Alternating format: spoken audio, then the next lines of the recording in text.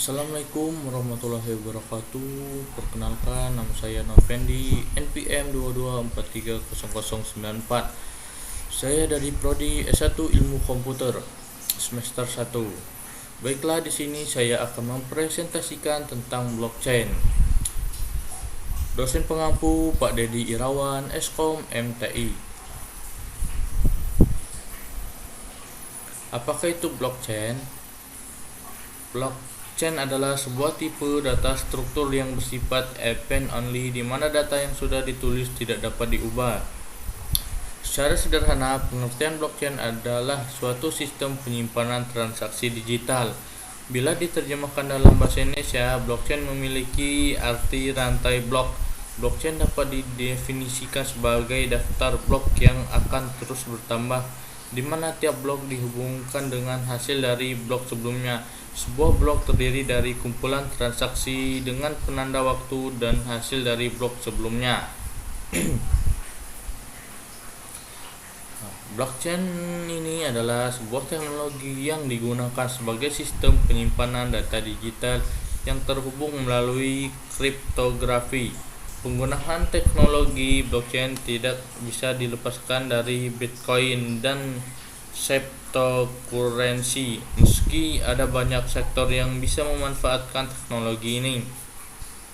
Jika dilihat sistem penanamannya, blockchain sendiri terdiri dari dua kata, yakni blok yang berarti kelompok dan chain atau rantai. Hal ini mencerminkan cara kerja blockchain yang memanfaatkan resource komputer untuk membuat blok-blok yang saling berhubungan atau chain guna mengeksekusi sebuah transaksi. Cara kerja blockchain adalah dimulai ketika sebuah blok menyimpan sebuah data baru. Sistem blockchain sendiri terdiri dari dua buah jenis rekor, transaksi dan blok.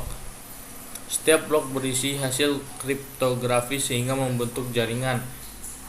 Fungsi hasil kriptografi adalah untuk mengambil data dari blok asal dan mengubahnya menjadi sebuah complex string.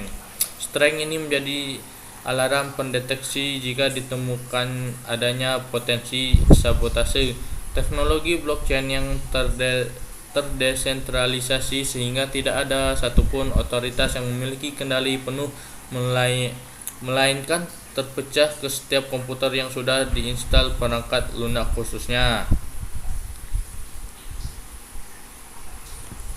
Bagaimana mengetahui cara kerja dan karakteristik blockchain? Cara kerjanya, yang pertama,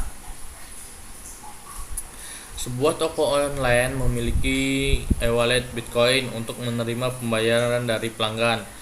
Kemudian datanglah seorang pelanggan yang ingin membeli di website toko online menggunakan Bitcoin. Pemilik toko online memberikan alamat e-wallet Bitcoin yang bisa digunakan pembeli untuk melakukan pembayaran. Pembeli melakukan transfer atau pembayaran Bitcoin ke alamat dompet Bitcoin penjual toko online yang diberikan bersama dengan kunci transaksi. Permintaan transaksi terkirim kepada para penambang Bitcoin.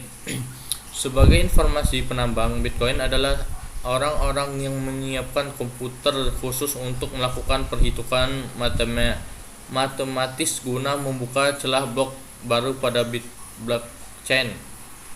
Para penambang Bitcoin menghitung nilai hasil baru berdasarkan kombinasi hasil kriptografi sebelumnya. Sebuah blok baru tercipta dan digunakan untuk menyimpan Bitcoin dalam transaksi antara toko online dengan pembeli. Transaksi terverifikasi ditandai dengan penambahan Bitcoin di e-wallet Bitcoin toko online. Ada banyak peluang untuk memanfaatkan teknologi blockchain, terutama dari bidang keuangan atau finansial. Dalam sektor keuangan, teknologi blockchain ibarat buku kas digital yang dapat diakses oleh siapa saja kapan saja dengan mudah tanpa perlu mendapatkan persetujuan dari lembaga keuangan seperti bank. Teknologi ini otomatis membuat seluruh transaksi menjadi lebih aman dan transparan sehingga meminimalisir penyelewengan dan seperti korupsi atau suap. Karakteristik blockchain bersifat open source, tidak terpusat, tingkat inflasi yang jelas, tidak bisa terhapus.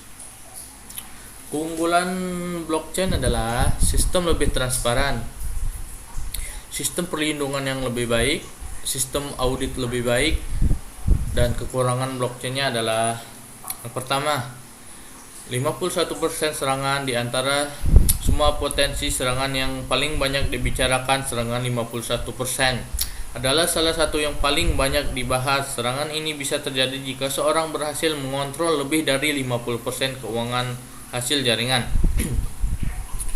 Jika hal ini terjadi, penyerangan akan memiliki kekurangan untuk mengganggu seluruh jaringan dengan mengubah atau mengecualikan perintah transaksi. Nah, yang kedua, modifikasi data. Setelah kamu menambah data ke sistem, data tersebut menjadi tidak dapat diubah lagi. Yang ketiga, private key. Jika pengguna kehilangan kunci privat, maka akan secara efektif kehilangan uang dan tidak ada cara untuk memperbaikinya. Nah, maka dari itu kita harus benar-benar menjaga kunci privatnya jika tidak ingin kehilangan. Karena jika sudah kehilangan, kita tidak ada cara untuk memperbaikinya. Nah, yang keempat, penyimpanan. Kini blockchain tumbuh lebih cepat dibandingkan ukuran hard drive.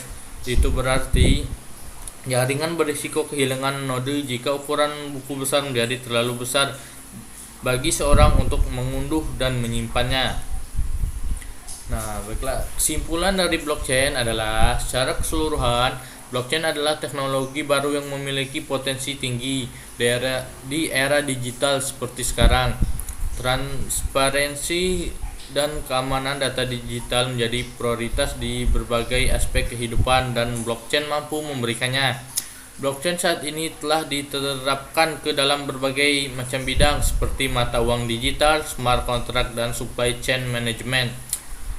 Walau potensinya besar, blockchain masih memiliki kekurangan besar seperti tidak adanya standar implementasi dan regulasi serta risiko kehilangan public key milik user.